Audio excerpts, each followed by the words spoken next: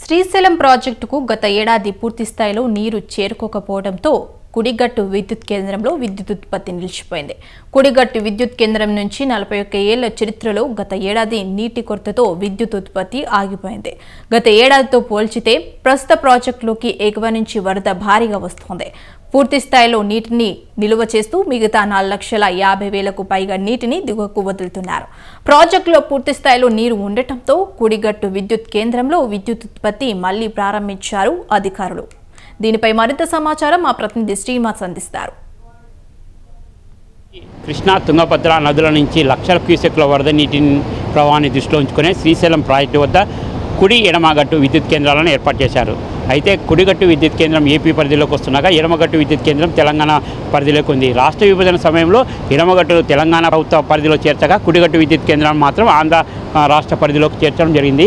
అయితే కుడిగట్టు విద్యుత్ కేంద్రం రికార్డు స్థాయిలో విద్యుత్ ఉత్పత్తి చేస్తూ రాష్ట్రానికి సంబంధించిన వెలుగులు నింపడంలో కీలక పాత్ర పోషిస్తుందని కూడా చెప్పవచ్చు. ప్రధానంగా ఈ కుడిగట్టు విద్యుత్ కేంద్రము 1963 జూలై 24న అప్పటి ప్రధానమంత్రి జవహర్లాల్ నెహ్రూ చేతుల మీదుగా కుడిగట్టు విద్యుత్ కేంద్రానికి శంకుస్థాపన చేయడం జరిగింది. విద్యుత్ ఉత్పత్తిని పరిశీలిస్తే మాత్రం శ్రీశైలం డ్యాం వద్ద 800 అడుగుల కనీస నీటి మట్టం ఉన్నప్పుడు మాత్రమే ఆ స్థాయి నుంచి విద్యుత్తును ఉత్పత్తి చేసేలాగా కుడిగట్టు విద్యుత్ కేంద్రాన్ని నిర్మించారు.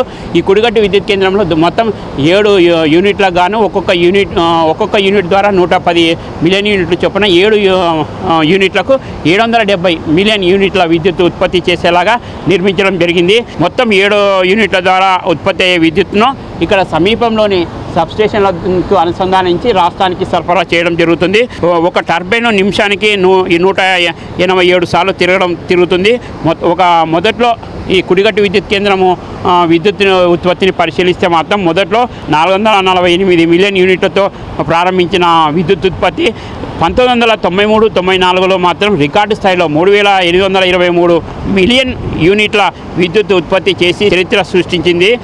ఇప్పటి వరకు కుడిగట్టు విద్యుత్ కేంద్రం నిర్మించిన 41 సంవత్సరాలలో ఇదే అత్యధికంగా అని చెప్పవచ్చు. అదేవిధంగా 2015-16లో మాత్రం కేవలం 2,700 మిలియన్ యూనిట్స్ మాత్రమే విద్యుత్ ఉత్పత్తి చేయడం జరిగింది. గత సంవత్సరం 2023-24 సంవత్సరంలో శ్రీశైలం ప్రాజెక్టుకు ఆశించిన స్థాయిలో వరద నీరు చేరుకోకపోవడంతో విద్యుత్ ఉత్పత్తి చేపట్టలేకపోయారు. కనీసం డ్యాంకు పూర్తి స్థాయి నీటి మట్టం చేరుకోకపోవడంతోనే గత సంవత్సరం విద్యుత్ ఉత్పత్తిని కోల్పోవాల్సి వచ్చింది. 1998లో మొట్టమొదటిసారిగా అంచనాకు మించి శ్రీశైలం జలాశయానికి లక్షల క్యూసెక్ల వరద నీరు చేరుకోవడంతో అప్పట్లో కుడిగట్టు విద్యుత్ కేంద్రం కొంత దెబ్బతింది. అదేవిధంగా 2009లో వచ్చిన భారీ వరదలతో శ్రీశైలం రిజర్వాయర్ అంచనాకు మించి దాదాపు 13,50,000 క్యూసెక్ల వరద నీరు చేరుకోవడంతోనే కుడిగట్టు విద్యుత్ కేంద్రం మొత్తం కొంత దెబ్బతినింది. అప్పట్లో కుడిగట్టు విద్యుత్ కేంద్రాన్ని యుద్ధ ప్రాతిపదికన దాదాపుగా 108 రోజులలో పూర్తి చేసి విద్యుత్తును ఉత్పత్తి చేయడం జరిగింది.